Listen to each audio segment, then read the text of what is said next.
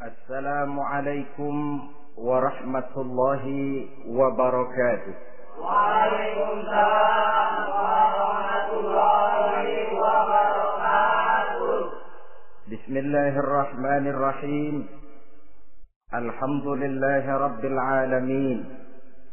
Wassalatu wassalamu ala ashrafil mursalin wa ala alihi wa ashabihil mujahidin at-tahirin, amma ba'du. Saudara-saudara kaum muslimin rahimakumullah. Sebagai kelanjutan dari pembicaraan kita tentang serial para nabi, maka pada pertemuan kali ini kita akan membicarakan riwayat tentang Nabi Sulaiman alaihi salam dan Ratu Balqis. Nabi Sulaiman adalah putra dari Nabi Daud alaihi salam, yang Nabi Daud ini merupakan keturunan yang ke-12 dari Nabi Yakub. Pada diri Nabi Sulaiman bertemu kebesaran dunia dan kebesaran akhirat. Ya, beliau seorang raja, ya, beliau seorang rasul. Ya, beliau seorang pemimpin agama. Ya, juga beliau adalah seorang pemimpin negara. Alangkah idealnya memang jikalau ulama menjadi umaro, atau jikalau umaro adalah seorang ulama. Dengan posisinya sebagai ulama, maka nilai kepemimpinannya terpelihara dari segala macam bentuk penyelewengan. Dan dengan kedudukannya sebagai umaro, dia akan lebih efektif memberikan komando kepada rakyatnya untuk hidup melaksanakan perintah-perintah Allah. Tetapi oleh karena orang yang sekaligus jadi ulama dan umaro termasuk jenis makhluk langka, maka agama hanya akan memberikan pesan agar yang bernama ulama dan umaro saling bekerja sama untuk kemaslahatan dan kemanfaatan rakyat. Ulama adalah ulama, umaro adalah umaro. Jikalau keduanya bisa berjalan dan berdampingan dengan baik, rakyat akan jadi nikmat. Tapi kalau keduanya centang perenang, tentu rakyat akan jadi kiamat adanya. Ma'asyiral muslimin rahimakumullah. Mengapa figur Nabi Sulaiman adalah figur yang bertumpu kebesaran dunia dan akhirat? Kita lihat dari sejarah bahwa Allah memberikan mukjizat kepada para rasulnya biasanya sesuai dengan kecenderungan umat yang dihadapi pada waktu itu. Umat yang dihadapi Nabi Musa alaihi salam adalah umat yang senang kepada kegagahan, suka kepada bentuk badan yang kuat. Oleh karenanya mukjizat yang diberikan Allah kepada Nabi Musa berupa kekuatan baik tongkat maupun tenaganya. Sebaliknya, umat di zaman Nabi Isa alaihi salam cenderung berbangga dengan kemahirannya di bidang ilmu kedokteran dan ketabiban. Maka mukjizat yang diberikan Allah kepada Nabi Isa adalah mukjizat yang bisa mengatasi semua itu, sehingga Nabi Isa dengan izin Allah bisa menyembuhkan orang yang kena penyakit kusta, belang, bahkan sampai bisa menghidupkan orang mati dengan izin Allah. Di zaman Nabi Muhammad sallallahu alaihi wasallam, kecenderungan umat kepada kemampuan bersyair, sehingga ketika itu yang dihargai adalah ujung tombak dan ujung pena. Ujung tombak dalam arti pahlawan perang, dan ujung pena dalam arti seniman dan penyair. Maka di antara mukjizat terbesar yang diberikan kepada Nabi adalah Al-Quranul Karim, yang keindahan gaya bahasanya tidak seorang penyair pun sanggup menandinginya. Di zaman Nabi Sulaiman alaihi salam, kebesaran dan kemegahan dunia, kekuatan dan kejayaan menjadi ukuran. Kita tahu bahwa Jalut yang dihadapi oleh Nabi Daud adalah seorang yang bertubuh besar dan gagah perkasa, yang dalam sejarah lebih kita kenal dengan nama Goliat misalnya. Maka tidak heran kalau mukjizat yang diberikan Allah kepada Nabi Musa merupakan mukjizat yang bertumpu antara kebesaran dunia dan kebesaran akhirat, sebagai raja dan juga sebagai nabi.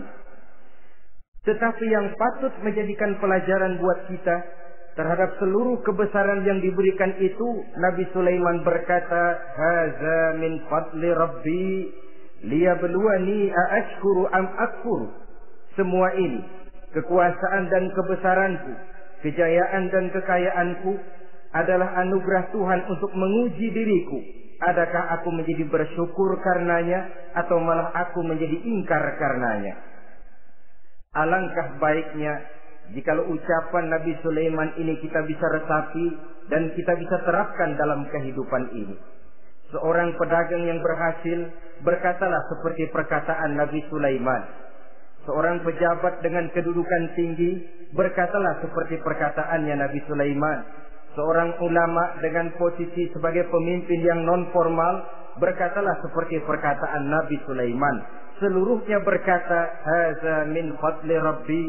Seluruhnya ini adalah karunia Allah untuk menguji diriku, adakah aku bersyukur atau aku menjadi ingkar karenanya.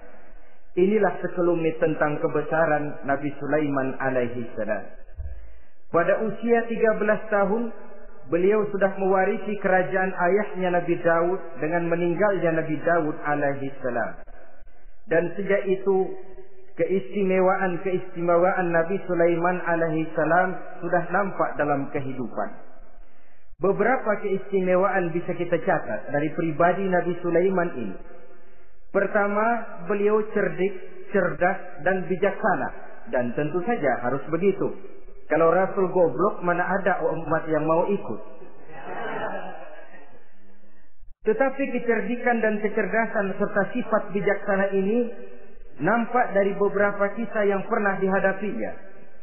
Pertama, di saat beliau berumur 11 tahun, ketika itu yang menjadi raja adalah ayahnya Nabi Daud, datang mengadu seorang petani bahwa sawah ladangnya, tanaman-tanaman yang ditanamnya habis dimakan oleh binatang ternak dari tetangga di sebelahnya. Maka ia mengajukan usul agar binatang ternak yang memakan tanam-tanamannya itu diberikan saja kepadanya.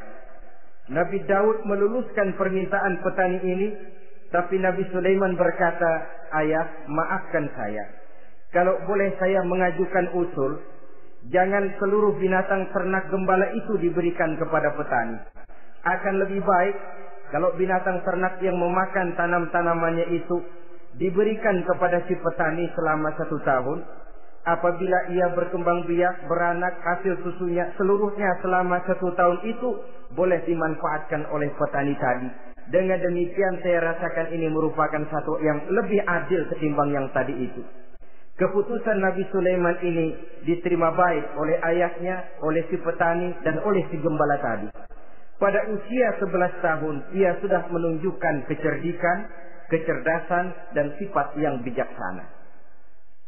Contoh yang kedua, ada 2 orang ibu yang pada saat akan bekerja di ladang, masing-masing meletakkan bayinya di satu tempat.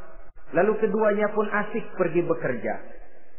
Sedang kedua ibu itu bekerja dengan asiknya, datanglah seekor serigala menerkam salah seorang anak bayi tadi. Dan kemudian dibawa. Tinggallah anak bayi seorang. Ketika kedua ibu tadi kembali ke tempat dia meletakkan anaknya, maka keduanya lalu berebut anak yang satu itu. Jadi kasus berebut bayi rupanya memang sudah ada dari dulunya. Yang satu berkata itu anaknya, yang lain mengakui itu pun juga anaknya. Akhirnya keduanya mengadu kepada Nabi Sulaiman. Masing-masing ngotot, tidak ada yang mau mengalah. Akhirnya kata Nabi Sulaiman, "Kalau kamu berdua tidak ada yang mau mengalah, sudahlah begini saja. Berikan bayi itu kepada saya, akan saya belah dua supaya adil. Masing-masing kamu bawa sarang sepotong. Ibu yang seorang berbinar matanya, kelihatannya gembira dengan keputusan itu. Saya setuju Nabi Sulaiman, ini keputusan yang sangat adil. Betul, belah dua saja bayi itu. Tapi ibu yang seorang malah berurai air matanya, membasahi pipinya. Ya Sulaiman, daripada Tuhan belah dua anak itu, biarlah berikan saja kepada ibu yang mengaku tadi itu. Tidak sampai hati saya melihat anak yang begini ini harus menjadi korban. Biarlah dia diasuh oleh ibu yang mengakuinya tadi, asal dia tetap hidup. Nabi Sulaiman tersenyum, lalu berkata kepada ibu yang berurai air mata tadi, ambillah anak ini bu, karena ia memang benar anak ibu. Sebab sekejam-kejamnya hati seorang ibu tidak akan sampai melihat anaknya dibelah dua. Adapun engkau ibu yang gembira, engkau sesungguhnya ibu yang kurang ajar. Cuma sekedar ngaku-ngaku, buktinya anak mau dibelah dua kamu setuju. Ibu macam apa kamu anak dibelah dua setuju? Akhirnya ibu yang satu itu menerima hukuman yang sesimpel karena mengakui sesuatu yang bukan haknya. Di sini kita lihat kebijaksanaan yang dimiliki oleh Nabi Sulaiman alaihi salam.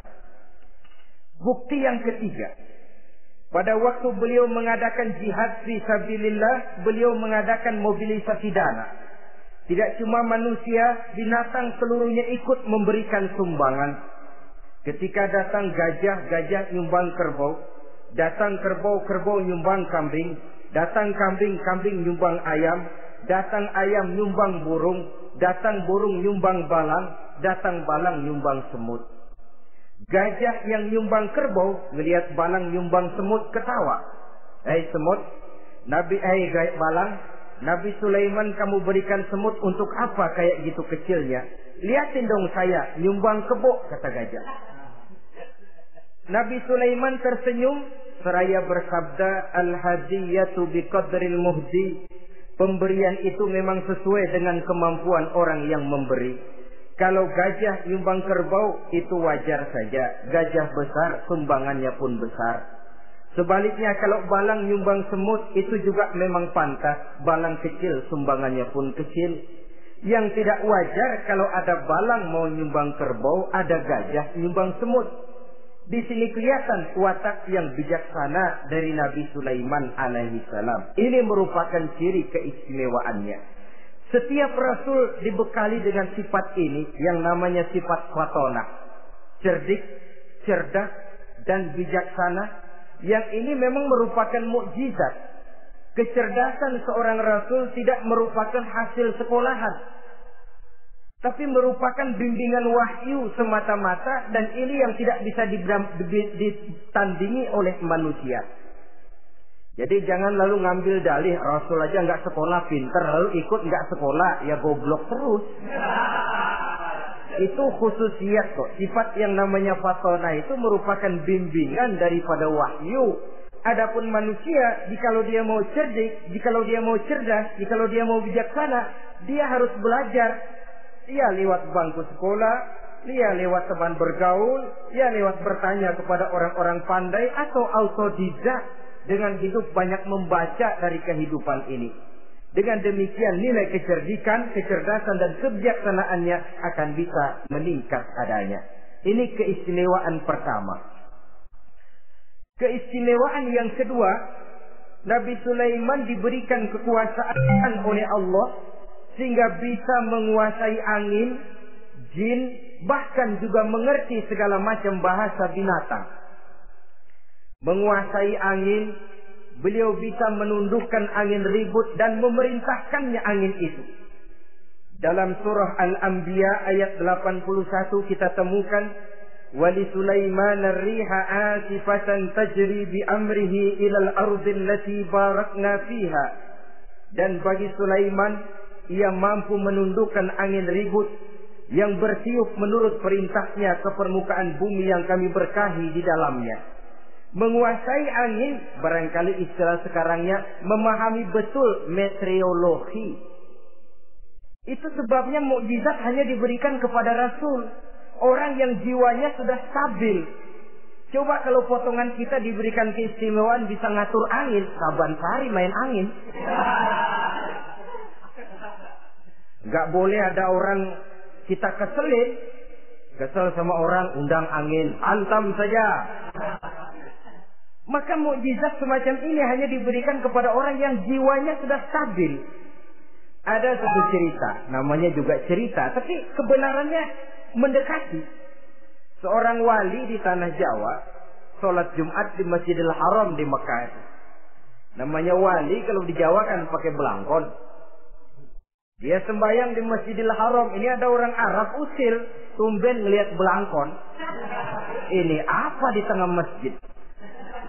Dia tepak belangkon itu, miring di atas kepala. Begitu belangkonnya miring, tanah kayaknya ikut miring. Sehingga penduduk heran, ini apa tanah jadi miring begini? Lalu ada seorang wali juga yang alim dan mengerti, lihat-lihat di tengah Masjidil Haram ada belangkon miring di atas kepala. Jangan-jangan ini sebabnya ini.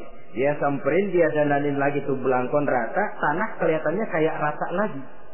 Keistimewaan seperti ini pun hanya diberikan kepada orang yang jiwanya memang sudah stabil. Coba kayak kita diberikan keistimewaan kayak begitu, main belangkon melulu.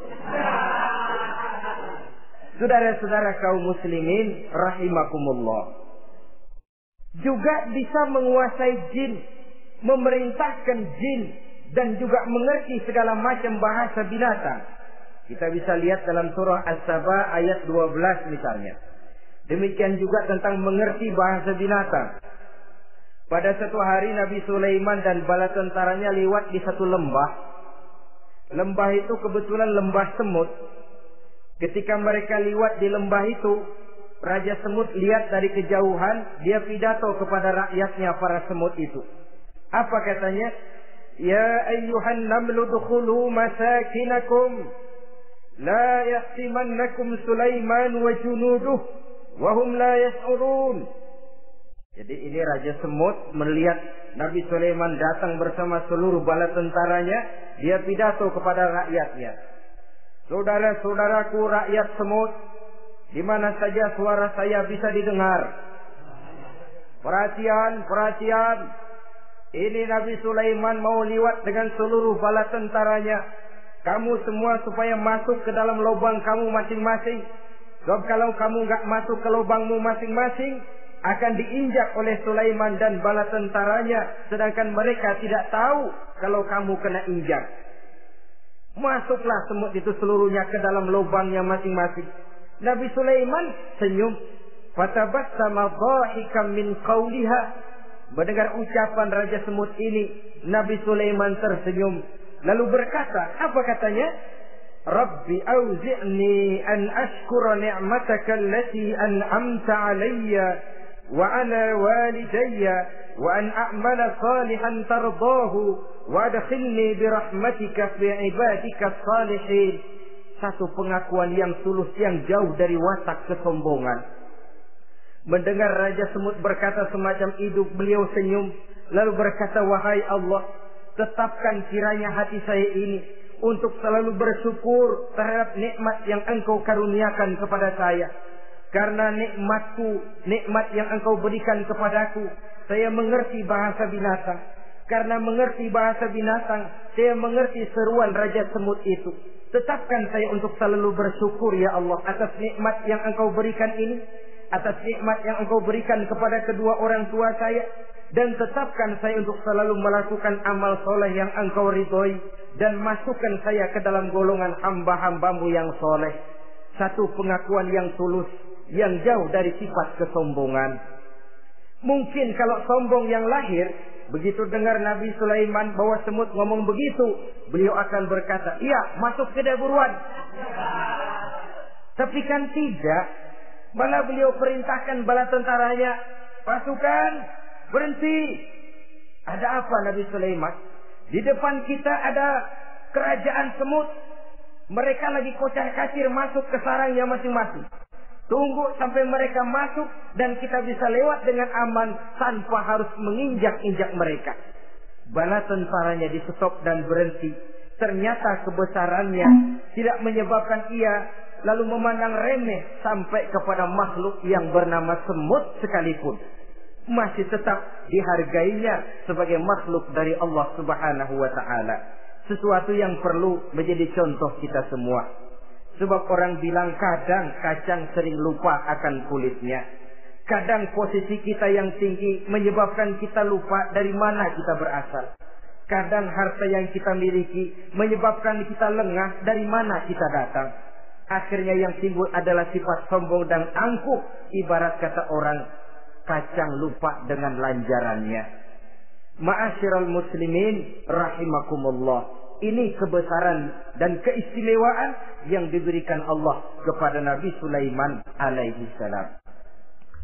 Apa yang perlu kita jadikan tamsil dan ibarat dari kebesaran ini? Saudara-saudara kaum muslimin rahimakumullah. Keadilan sebagai umara yang berpadu dengan kebijaksanaan sebagai ulama. Satu hari seorang sahabat bertanya kepada Rasulullah sallallahu alaihi wasallam, "Ya Rasul, kalau pada satu saat ajal merenggut Tuhan berlalu meninggalkan kami sekalian, kita berpisah untuk selamanya ya Rasul.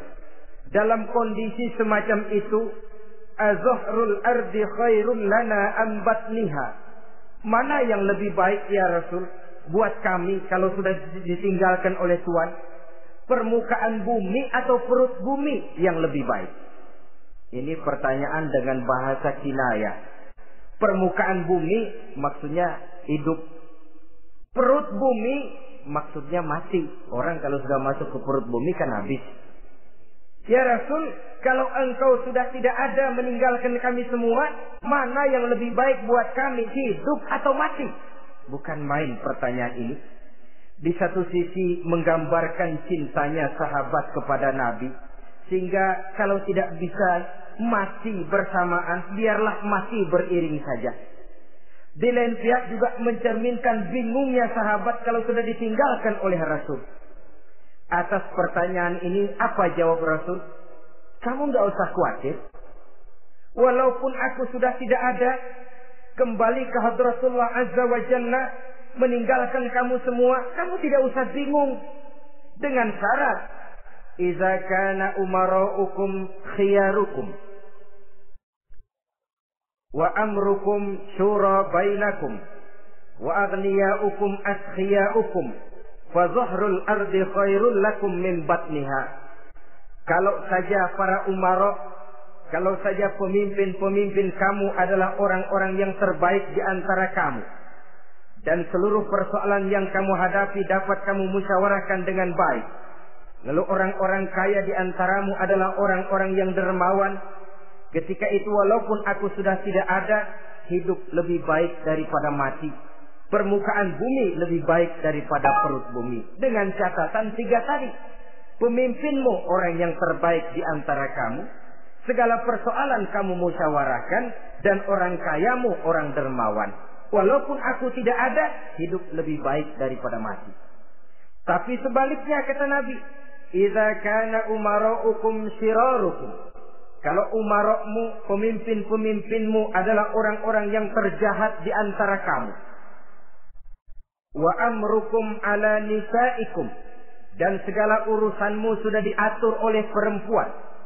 Walaupun dia tidak naik di bidang eksekutif, tidak memegang kekuasaan, tapi kekuasaan bayangannya jauh lebih menentukan daripada kekuasaan yang sesungguhnya. Kalau perempuan sudah ikut campur mengaturmu, kemudian wa askhiyaukum bukhalaukum, orang-orang kaya di antaramu adalah orang-orang yang bakhil bin pelit alias kikir, maka ketika itu kata Nabi, fabatnul ardi khairul lakum min zahriha, perut bumi lebih baik daripada permukaan bumi. Apa yang bisa diharapkan dari pemimpin yang zalim, perempuan yang sok kuasa, dan orang-orang kaya yang bakhil dan pelit? Dalam kondisi semacam itu, bertemulah kita dengan yang bernama kiamat. Dan kalau sudah kiamat macam itu, kata Nabi, perut bumi lebih baik daripada permukaan bumi. Maka yang kita perlukan sekarang adalah kerjasama antara ulama dengan umara. Ulama bukan umara, umara pun bukan ulama. Harus saling kerjasama dan jangan saling memperalat. Kerjasama menurut bidangnya masing-masing menjadi yang terbaik di bidangnya.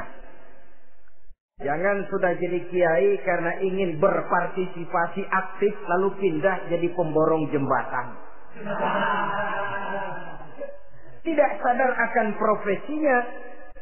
Dan orang lalu tidak bisa berkata, apaan kiai mubalik bisanya cuma ngomong saja. Sekarang kan zaman pembangunan perlu karya nyata. Mana ada ustadz kiai mubalik bikin irigasi. Cuma pidato saja. Apa kemiskinan bisa diatasi dengan pidato? Ini juga orang tidak ngerti urusan. Wong Nabi saja ngajarin kok. Iza wusidal amru ila ghairi ahlihi fantaziri sa'ah. Yang kemudian diterjemahkan dalam manajemen modern. The right man on the right job. Bahwa persoalan harus diserahkan kepada orang yang memang ahlinya. Lah kalau kiai ngurus irigasi, apa nanti lurah mau ngajar fikih? Camatnya ngajar tafsir. Kacau jadinya. Makin ruwet jalur birokrasi, makin banyak orang meninggalkan profesi dan malah melaksanakan sesuatu yang bukan profesinya. Untuk memberesi keruwetan birokrasi termasuk diantaranya menanamkan kesadaran profesi yang menimbulkan kebanggaan dan kebanggaan yang membuahkan tanggung jawab terhadap profesi itu.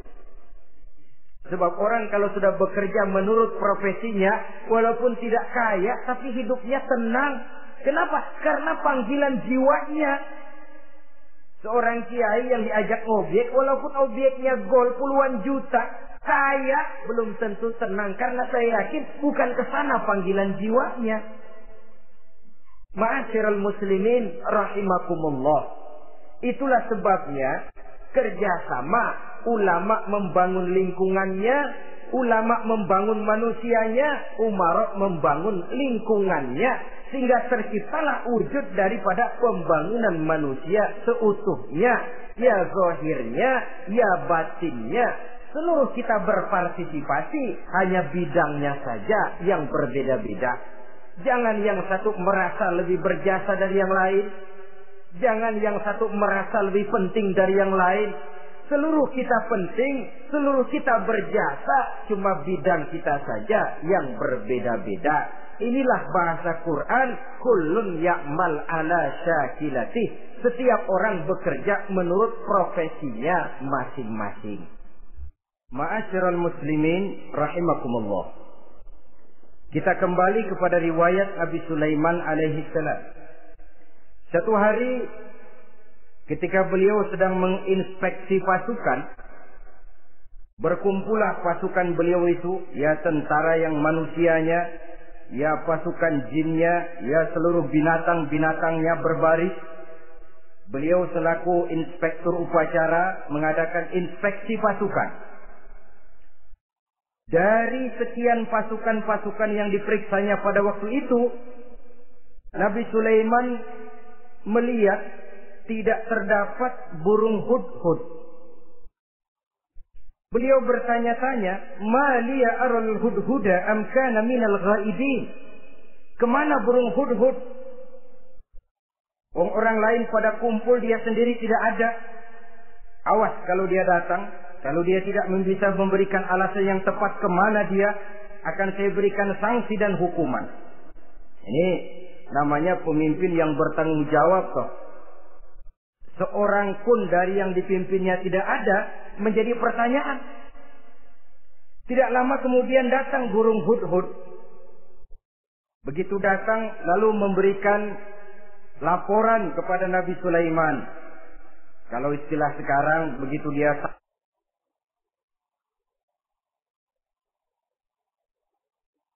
sampai berdiri hormat, lapor, kata hudhud ini.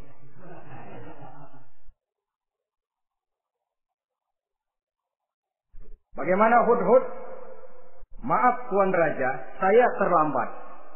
Iya, kenapa terlambat? Patroli Tuan Raja. Kemana saja kamu patroli? Keliling. Lalu apa hasilnya? Inni wajadtu imra'atan tamlikuhum wa utiyat min kulli syai'in wa laha 'arsyun 'azim. Saya baru patroli ke satu negara yang bernama Sabah, Tuan Raja. Sabah, saudara tahu Sabah? Di mana itu? Dekat ibu kota Yaman sekarang. Di sana Tuan Raja, kata Hudhud ini, wajadtu imra'atan tamlikuhum. Yang jadi raja perempuan. Kalau Tuan raja besar, Tuan orang laki. Ayah Tuan raja besar, Nabi Daud, laki. Ini mah model Tuan Raja. Orangnya rajanya raja besar, tapi perempuan. Tumben saya melihat ada raja perempuan. Kerajaannya begitu besar. Begitu. Iya. Lalu dia jadi raja bagaimana? Dia mewarisi kerajaan ayahnya Sri Baginda Raja Sarahil. Ketika ayahnya wafat, dia naik. Walaha arsun azim. Singgasananya besar, bagus, antik Tuan Raja. Terus bagaimana lagi? Wajadtuha wa qaumaha yasjuduna lisyamsi min dunillah. Yang jadi pikiran saya Tuan Raja, dengan kekuasaan yang besar, mereka itu seluruhnya, seluruh bala tentaranya dan kaumnya, yasjuduna lisyamsi. Mereka menyembah matahari, bukan menyembah Allah. Mendengar ini Nabi Sulaiman tergerak hatinya. Waktu mendengar rajanya perempuan, kekuasaannya besar, belum tergerak. Tapi ketika sampai kepada yasjuduna lisyamsi, mereka sujud kepada matahari, di situ pribadi seorang rasulnya tergerak. Siapa nama ratu itu? Namanya Ratu Balqis Tuan Raja. Begini Hudhud, laporan kamu saya terima. Alasan kamu datang terlambat bisa dipertanggungjawabkan. Kamu tidak kena hukuman. Cuma begini saja Hudhud, karena kamu yang laporan, kamu yang tahu lokasi negaranya, kamu yang harus melaksanakan tugas ini. Apa Tuan Raja? Idhab bi kitabi hadza fa'alqih ilaihim. Kamu berangkat lagi ke negeri Sabah, bawa surat saya, berikan kepada mereka. Thumma tawalla anhum. Kemudian kamu berpaling dari mereka, tapi jangan pulang. Fanzur maza yarji'un. Lihat apa reaksi mereka setelah menerima surat ini. Baik Tuan Raja, baik. Nabi Sulaiman menulis sepucuk surat kepada Ratu Balqis. Dan surat itu dibawa oleh burung Hudhud tadi. Terbanglah si burung Hudhud ini ke negeri Sabah, masuk ke istana Ratu Balqis, dan surat itu jatuh di kamar Ratu Balqis. Diambil surat tadi, kemudian dibaca. Apa isi suratnya? Innahu min Sulaiman, wa innahu bismillahirrahmanirrahim. Alla ta'lu alayya wa'tuni muslimin. Surat ini dari Sulaiman. Bismillahirrahmanirrahim. Jangan kamu merasa lebih tinggi dari aku. Datanglah kepadaku dan masuk ke dalam agama Islam. Suratnya singkat, padat, ultimatum.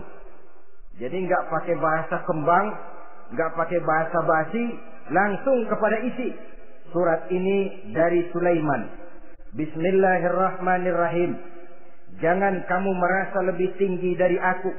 Datanglah kepadaku dan masuklah ke dalam agama Islam. Ini yang disebut dakwah langsung tanpa pakai kembang.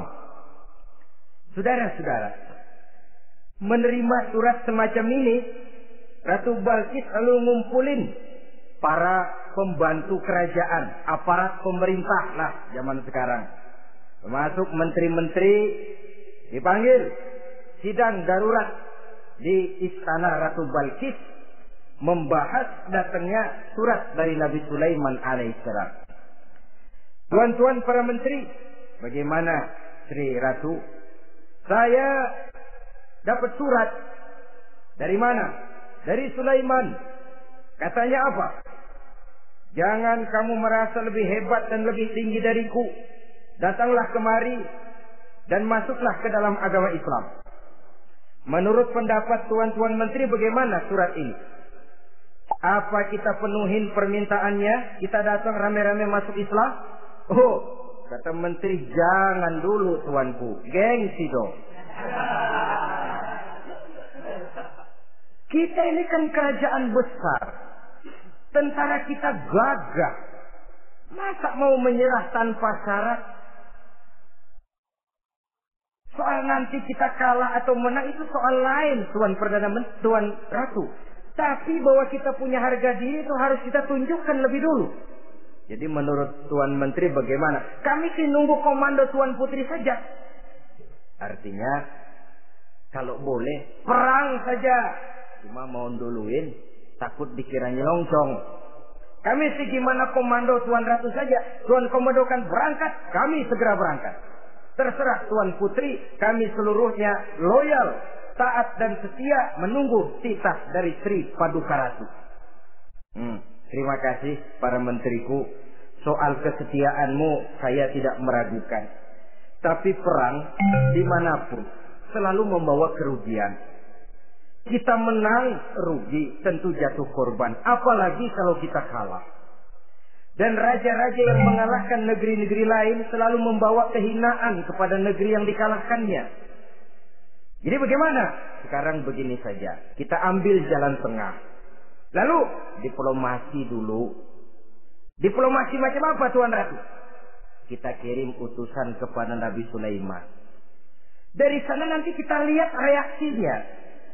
Saya memang selama ini sudah dengar siapa itu Nabi Sulaiman. Katanya orangnya masih muda, masih bujangan, bijaksana, kekuasaannya besar, tentaranya hebat. Cuma kan baru berita, kita cek. Jadi diplomasi macam apa Tuan Ratu? Kita kirim utusan kepada Raja Sulaiman. Kita bawakan hadiah-hadiahnya. Yang mahal-mahal, mewah-mewah, menarik. Pokoknya yang terbaik di negeri kita, berikan kepadanya. Lihat reaksinya. Kalau dia tergiur dengan hadiah itu, dia raja.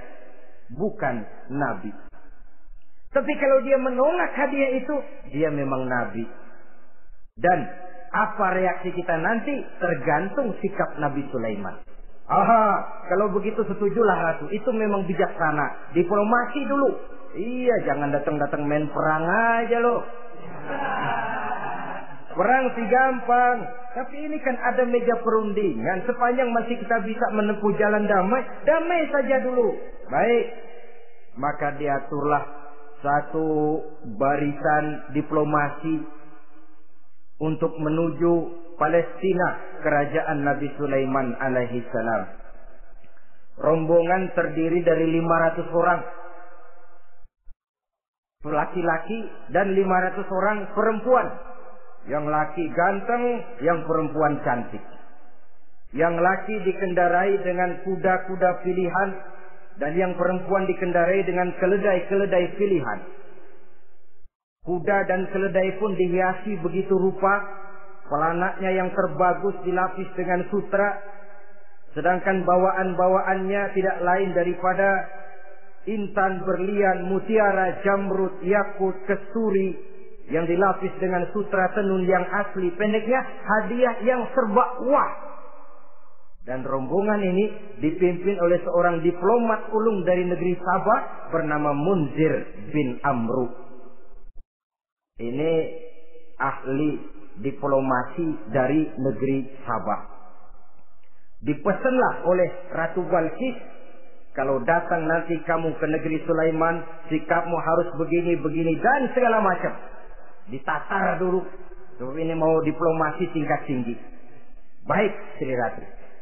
Nah, sudah mendengar perundingan ini, burung hudhud pulang ke negeri Nabi Sulaiman. Apel lagi, lapor Tuan Raja. Bagaimana hudhud? sikapnya mereka akan mengutus utusan dengan membawa berbagai macam hadiah untuk datang ke negeri kita. Baik. Nabi Sulaiman kumpulkan tentaranya, terutama para jin. Hei tentaraku, khususnya kalian para jin, akan datang rombongan tamu besar ke negeri kita.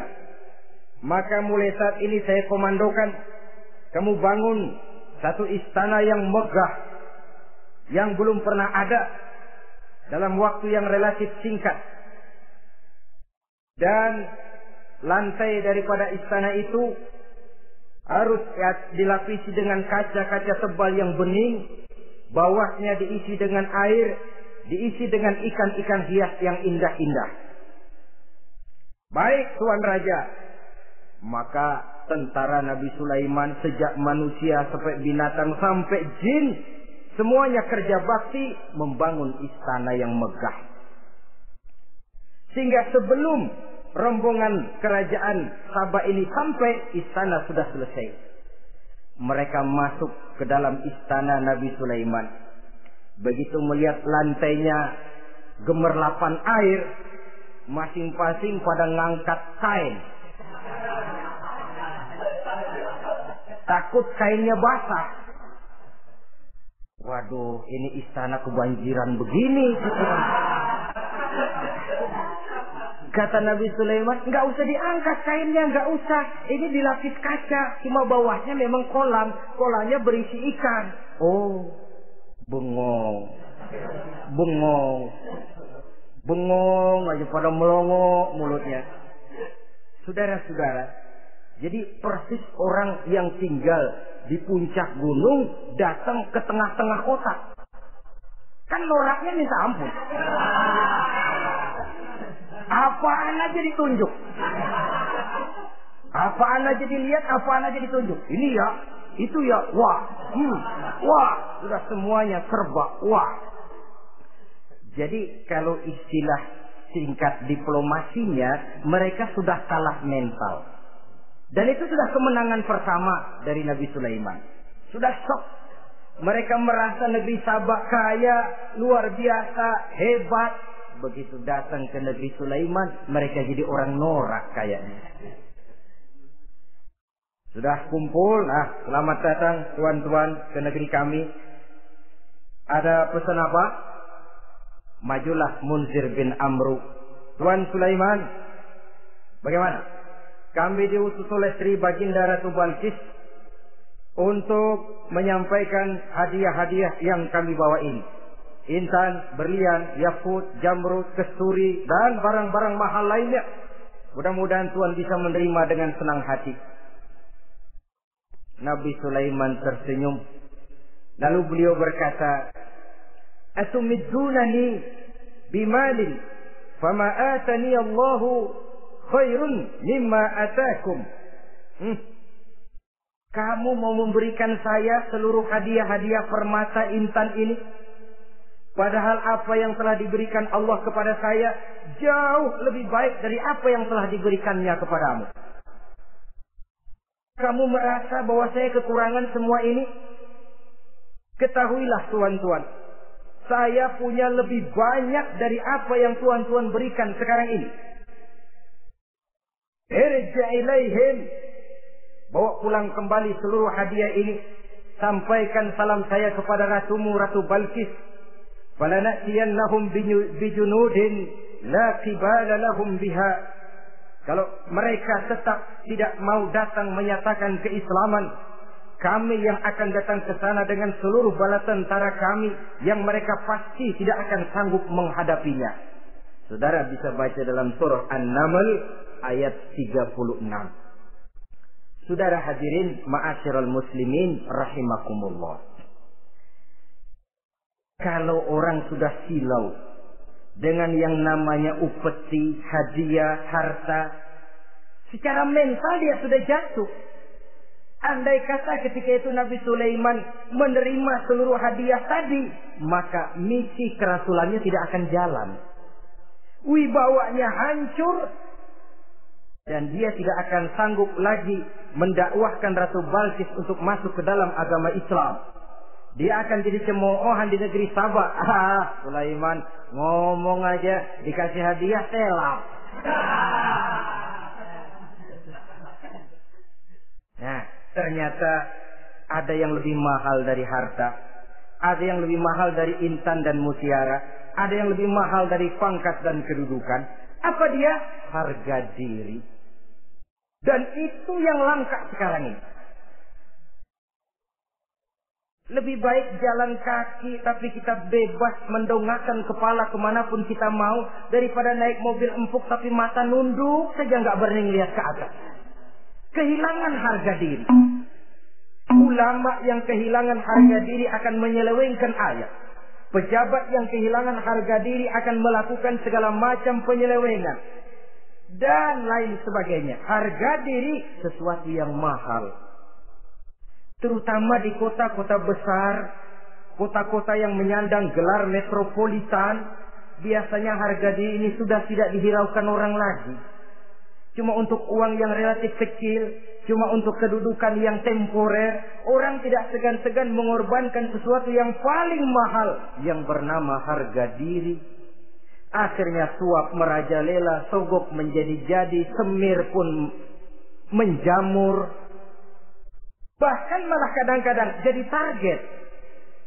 Sehingga ada pernah berita jabatan wakil gubernur katanya dikomersilkan. Siapa yang bisa memberikan sekian puluh juta dia akan naik. Ini kalau sudah begini, ya salam. Orang itu kalau memperoleh satu jabatan karena mengeluarkan banyak uang, percayalah saudara, begitu dia naik ke jabatan itu, langkah pertama yang dia lakukan, bagaimana supaya uangnya bisa kembali.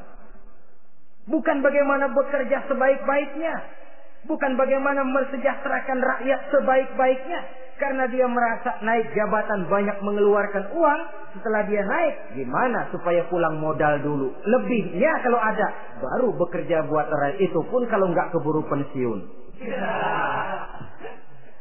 Kadang-kadang malah lebih celaka lagi, kalau sudah mau pensiun baru bikin pemutihan. Wah, saya baru rajin iktikaf di masjid, pergi haji. Kenapa? Udah pensiun. Tapi waktu masih aktif, tanda tangan masih laku, nota masih dihargai, kata beliau masih berwibawa, lupa berbuat untuk hari depan dirinya sendiri, yaitu akhiratnya. Konon lagi untuk umat dan agamanya. Jadi untuk mengabdi, berbuat baik kepada umat, berkhidmat kepada agama, iktikaf di masjid, tuan-tuan, tak usahlah nunggu sampai pensiun. Manfaatkan posisi yang tuan-tuan punya sekarang ini untuk beribadah dengan sebaik-baiknya. Itu pun masih bersyukur, masih bisa mengadakan pemutihan daripada tidak sama sekali. Cuma alangkah akan lebih efektifnya lagi kalau itu diawali pada saat kita masih mempunyai posisi kunci. Ini reaksi Sulaiman, saudara-saudara. Diberikan hadiah yang mahal, atumidunani bimalin. Kamu mau nyogok saya dengan hadiah ini? Yang diberikan Allah lebih hebat dari yang kau bawa sekarang ini. Apa yang saya cari? Oleh Allah saya telah diberikan sesuatu yang lebih besar dari yang kau bawa. Sudah, bawa pulang saja. Sampaikan salam kepada Rasul. Kalau dia tetap ngotot tidak mau kemari, saya yang akan datang ke sana dengan seluruh bala tentara yang saya yakin sampean akan kewalahan ngadepinya. Pulang, sampaikan salam saya, bawa seluruh hartamu. Diplomasi tahap pertama menang total. Utusan Raja Sabah sudah kalah mental, kalah juga fisik. Pulanglah mereka dengan membawa kembali seluruh hadiah yang mereka ingin sampaikan tadi. Bisa dibayangkan mentalnya, ya. Sama juga kita sudah punya niat ingin menyogok seseorang, tahu-tahu yang mau disogok nggak nerima. Pulang kayaknya muka kan belipat. Sulit ketemu orang. Jadi perasaan kita orang pada ngetawain aja. Padahal orang mah nggak tahu persoalannya. Itu sikap mental sendiri itu. Jadi memang saudara-saudara ini berkaitan. Walaupun yang mau nyogok banyak, kalau yang disogok nggak mau, nggak jadi. Walaupun ada yang minta disogok, kalau yang mau nyogok nggak ada, juga nggak disetel. Nah ini nyetel, yang mau nyogok banyak, yang disogok pun ada. Jadilah perbuatan itu. Ma'asyiral muslimin rahimakumullah. Sampai mereka di kerajaan Sabah, mereka ceritakan itu, Ratu Balqis bengong. Ternyata yang saya dengar selama ini memang benar rupanya. Sulaiman bukan cuma raja, tapi juga rasul. Bukan cuma pemimpin negara, tapi juga pemimpin agama. Lalu bagaimana jadi ratu? Biar saya pikir-pikir dulu. Pikir. Bagaimana ya? Sudahlah, begini saja. Kita sekarang berangkat ke negeri Nabi Sulaiman. Saya yang akan langsung memimpin rombongan.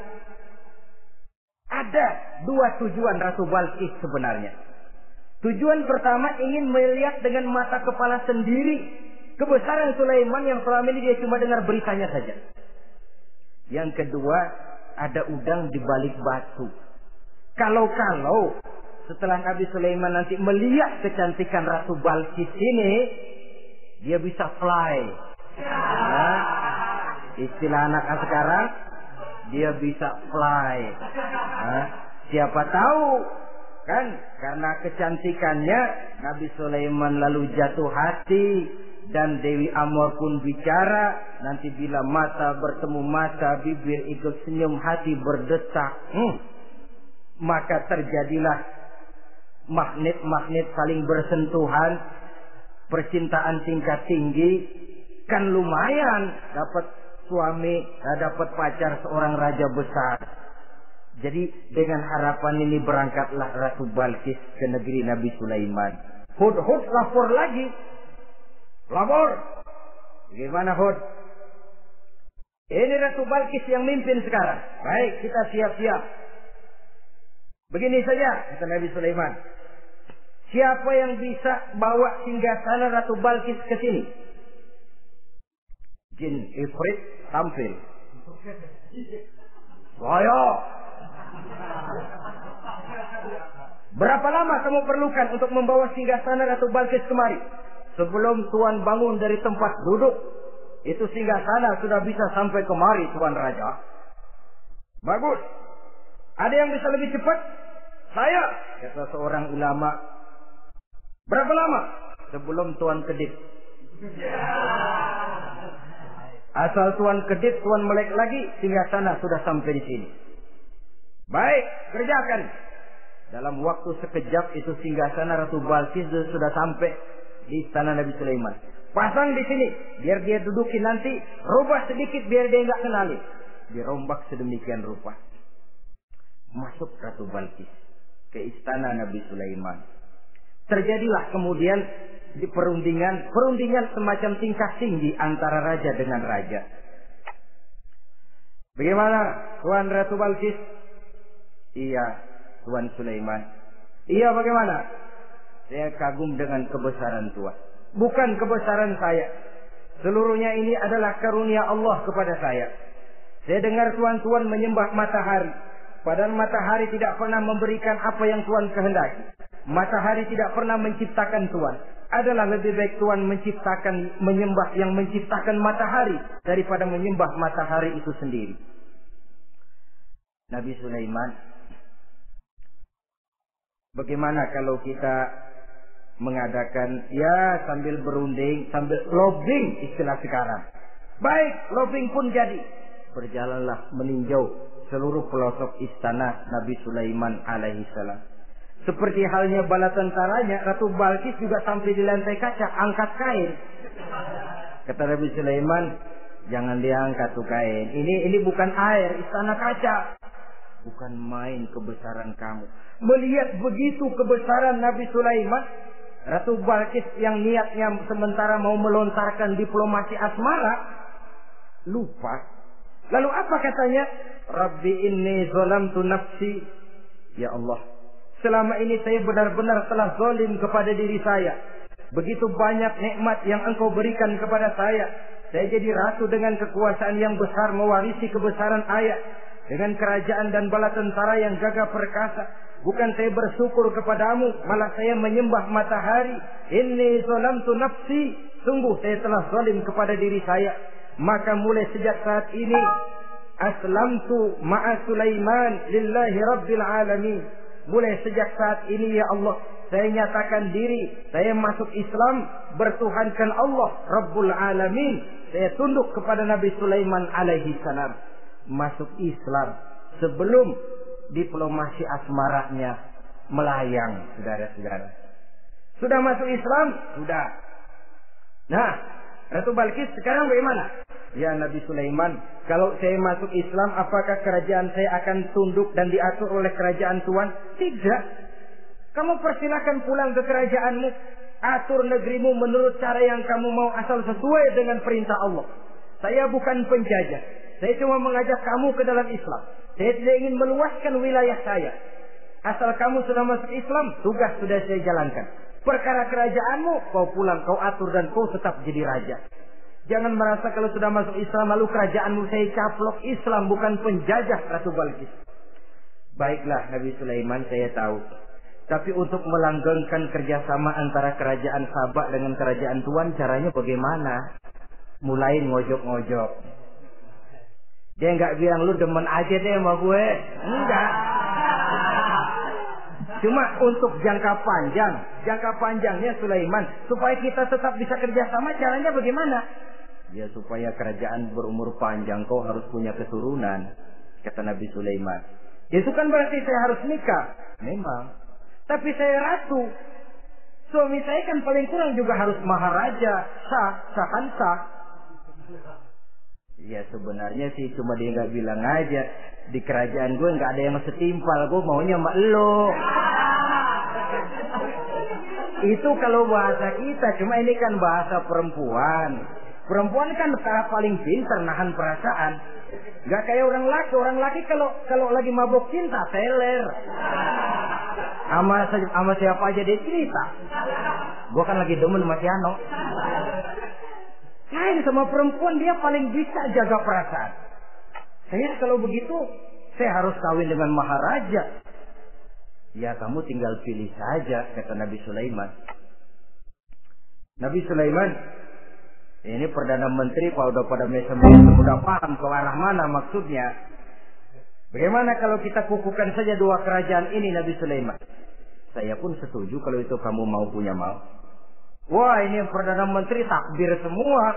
Allahu Akbar, Alhamdulillah. Sampai akhirnya Nabi Sulaiman pun menikah dengan Ratu Balqis. Bergabunglah dua kerajaan besar itu. Saudara-saudara kaum muslimin rahimakumullah. Kemudian setelah bertahun Nabi Sulaiman wafat. Tidak seorang pun tahu karena beliau wafat sedang pegangan tongkat. Ketika tongkat dimakanin rayap, rapuh, baru beliau jatuh. Orang tahu kalau Nabi Sulaiman sudah wafat. Menurut riwayat beliau wafat itu sedang sholat. Karena sholat Nabi Sulaiman cuma diri saja, tidak pakai ruku dan sujud. Menurut riwayat lain beliau sedang memandori jin dan tentaranya yang sedang kerja. Begitulah wafat beliau, kita bisa baca dalam surah Saba ayat ke-14. Setelah beliau wafat, Palestina diserbu oleh Raja Bukhtanasor atau Raja Nebukadnezar. Seluruh kebesaran Sulaiman di bumi hanguskan, istananya dihancurkan, intan permata dan kekayaan beliau dirampok, dan tinggallah kebesaran Sulaiman cuma legenda saja yang kita kenal dengan istilah Haikal Sulaiman. Legenda, riwayat-riwayat yang sampai sekarang ini masih bisa kita telusuri kebenarannya. Saudara-saudara, inilah pertemuan yang singkat ini. Walaupun serba singkat, mudah-mudahan ada manfaatnya. Dengan kesimpulan, seluruh anugerah yang ada pada kita hakikatnya karunia Allah. Marilah kita menjadi orang yang pandai bersyukur atas anugerah itu. Terima kasih atas segala perhatian. Mohon maaf atas segala kekurangan. Usikum wa nafsi bitaqwallah. Wassalamualaikum warahmatullahi wabarakatuh.